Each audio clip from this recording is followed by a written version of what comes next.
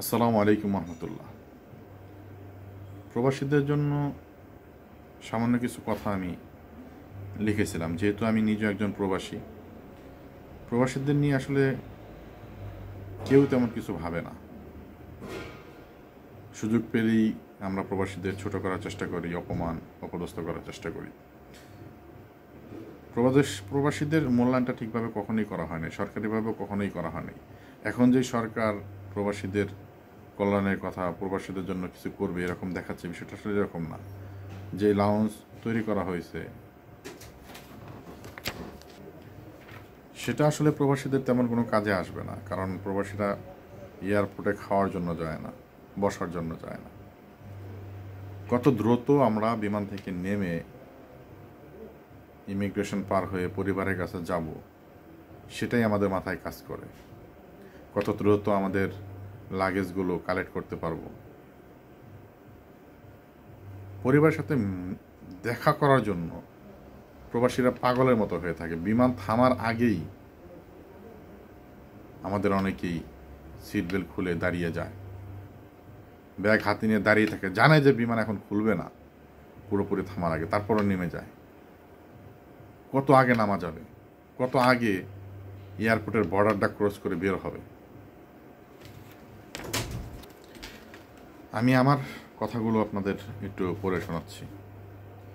আমাদের সমাজের নিম্নবিত্ত ও মধ্যবিত্ত পরিবারগুলোতে ছেলে সন্তানকে ভবিষ্যতের সুরক্ষা হিসাবে দেখা হয়, কিন্তু এই সুরক্ষা দিতে গিয়ে একজন পুরুষকে কতটা ত্যাগ করতে হয় তা খুব কম মানুষই অনুধাবন করতে পারে।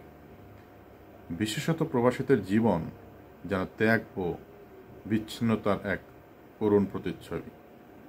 একজন প্রবাসী যখন নিজের স্বপ্ন, আরাম, আয়েশ, এমনকি জীবনের সবচেয়ে সুন্দর মুহূর্তগুলো স্ত্রী, সন্তান এবং পরিবারের জন্য উৎসর্গ করেন, তখন তার অভ্যন্তরীণ কষ্ট এবং নিঃসঙ্গতা পরিবারের সদস্যদের চোখে অনেক সময় অধরাই থেকে যায়।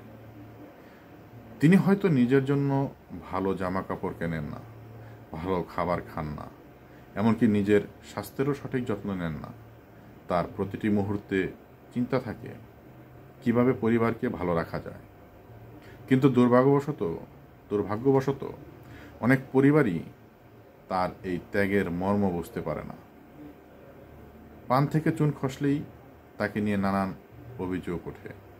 তার প্রতি কৃতজ্ঞতা প্রকাশ তো দূরের কথা, অনেক সময় প্রবাসীর কষ্ট ও অনুভূতি উপেক্ষা করা হয়।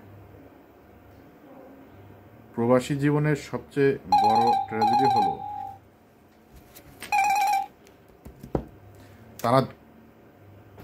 যারা তার জন্য সবচেয়ে বেশি মায়া মমতা পোষণ করার কথা, তারাই তার অনুভূতি এবং কষ্ট সঠিকভাবে উপলব্ধি করতে পারে না।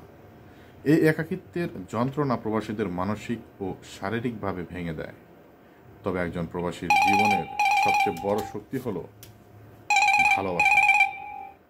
পরিবারকে সুখে রাখার জন্য সে সমস্ত কষ্ট হাসিমুখে মেনে নেয়। তাই পরিবারগুলোর উচিত এই ত্যাগের প্রতি শ্রদ্ধাশীল হওয়া এবং তার অনুভূতিগুলোকে বুঝতে চেষ্টা করা। প্রবাসীরাও মানুষ, তাদের ভালোবাসা, যত্ন এবং মানসিক সাপোর্ট প্রয়োজন। ধন্যবাদ সবাইকে ভিডিওটা দেখার জন্য, এবং শেয়ার করে দেবেন যদি আপনার মনের কথা আমি বলে থাকি। আসসালামু আলাইকুম রহমতুল্লাহ।